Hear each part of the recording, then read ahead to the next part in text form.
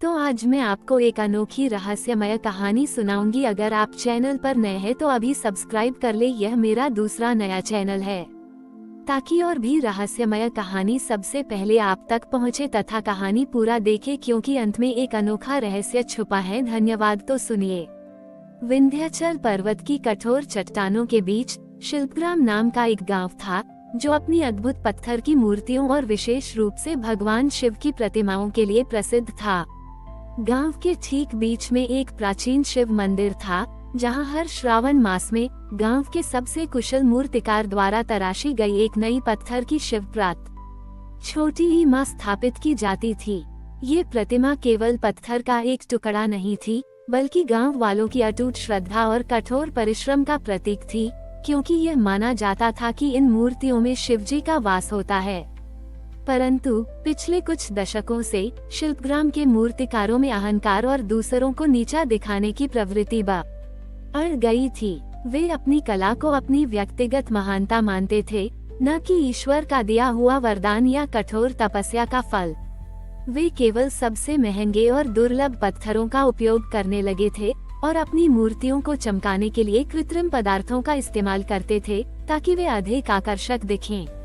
उनमें विनम्रता और मौलिकता कम हो गई थी और हर कोई केवल अपनी मूर्तियों को बेचने और प्रशंसा पाने में लगा रहता था। इस बदलती हुई मानसिकता का परिणाम ये हुआ कि शिव प्रतिमाएं, जो कभी शांति और दिव्यता दर्शाती थीं, अब कृत्रिम और बेजान लगने लगी थीं। उनमें वह पत्थर की नैसर्गिक सुंदरता और तपस्या का भाव नहीं था। मंदिर का वातावरण भी पहले जैसा शांत और भक्तिमय नहीं रहा था। ग्रामीण चिंतित थे, क्योंकि उन्हें पता था कि प्रतिमाओं का ये बदलाव उनके अपने भीतर के मूल्यों के कम होने और शिवजी की नाराजगी का संकेत है। गांव में पाषाण नाम का एक युवा मूर्तिकार था। वह अपनी कला में माहिर था और उसकी मूर्तियां बहुत सुंदर दिखती थीं, पर उसके भीतर एक गहरा अहंकार था। वह सोचता था कि उसकी तकनीक ही सर्वोपरि है और उसे किसी पुरानी परंपरा या भक्ति की आवश्यकता नहीं है। वह सबसे कठोर पत्थरों को भी अपनी इच्छा से तराशने की क्षमता रखता था और इस बात पर बहुत घमंड करता था। उसका मन भी शिवजी की भक्ति से ज्यादा अपनी कलात्मक प्रशंसा और सर्वश्रेष्ठ होने की दौड़ पर केंद्रित था। श्रावण का महीना आया। मंदिर में स्थापित की जाने वाली प्रतिमाएं दिखावटी और फीकी लग रही थीं। पुजारी और गांव के मुखिया चिंतित थे। उन्होंने लोगों को समझाया कि शिवजी को दिखावा नहीं, बल्कि शुद्ध भाव और तपस्या पसंद है, पर कोई भी अपनी शैली बदलने को तैयार नहीं था। एक शाम मंदिर में बैठे वृद्ध पुजारी ने, जो गांव की बदहाली और प्रतिमाओं के फीके पड़ते सौंदर्य को देख रहे थे, पाषाण को अपने पास बुलाया। पुजारी ने शांत स्वर में कहा, पाषाण, ये शिव प्रतिमा केवल पत्थर और छेनी से नहीं बनती, ये शिल्पी के हृदय की नम्रता और अटूट श्रद्धा से आकार लेती है। आज ये बेजान है क्योंकि हमारे भीतर का अहंकार और भौतिक प्रशंसा का भार बढ़ गया है। शिवजी को केवल चमकदार मूर्तियां नहीं, बल्कि सादगी और शुद्ध भाव की भेंट से प्रसन्न किया जाता है। प्रतिमा तभी फिर से जीवंत होगी जब तुम अपने भीतर अभिमान की कठोरता को तोड़कर विनम्रता की कोमलता से काम करोगे। पुजारी ने पाषाण को एक चुनौती दी। इस श्रावण में तुम्हें शिवजी के लिए एक ऐसी प्रतिमा बनानी होगी जिसमें तुम्हारे हृदय का सच्चा भाव हो। तुम्हें ये प्रतिमा किसी भी पत्थर से नहीं, बल्कि सबसे साधारण और उपेक्षित पत्थर से बनानी होगी, बिना किसी बाहरी चमक या कृत्रिम पॉलिश के। तुम्हें इसे तराशते समय अपने बड़ी ही तर के अहंकार, दिखावे और प्रतिस्पर्धा को मिटाकर शुद्ध प्रेम की भावना से काम करना होगा। ये तुम्हारा आत्म त्याग का शिल्प तप होगा। याद रखना, जब तक तुम्हारे भीतर का अभिमान का सांचा नहीं टूटेगा, तुम्हारे हाथों से बनी प्रतिमा में शिवजी का वास्तविक रूप नहीं आएगा। पाषाण ने चुनौती सुनी। उसे यह काम असंभव लगा। वह कैसे बिना महंगे पत्थरों और पॉलिश के एक सुंदर प्रतिमा बना सकता था, जब वह जीवन भर अपनी कला के दिखावे पर घमंड करता रहा था। पर पुजारी की आंखों में उसे एक अजीब सा विश्वास और गहनता दिखी। उसे अपने भीतर एक प्रेरणा महसूस हुई। उसने सोचा, ठीक है, मैं ये करके देखता हूँ। अगर मैं शिवजी को प्रसन्न कर पाया तो शायद मुझे भी कुछ नया मिलेगा। उसने चुनौती स्वीकार कर ली, पर अभी भी उसके मन में संदेह और अपने शिल्प के अभिमान की एक छोटी सी छाया थी। पाषाण ने चुनौती स्वीकार तो कर ली, पर अभी भी उसके मन में संदेह और अपने शिल्प के अभिमान की एक छोटी सी छाया थी।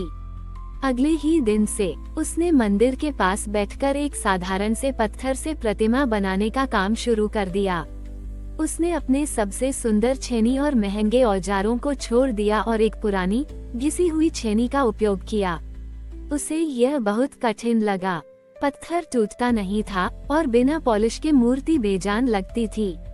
उसे एहसास हुआ कि जो पत्थर उसे कभी आसानी से वश में हो जाता था, वही अब उसके अहंकार को चुनौती दे रहा था।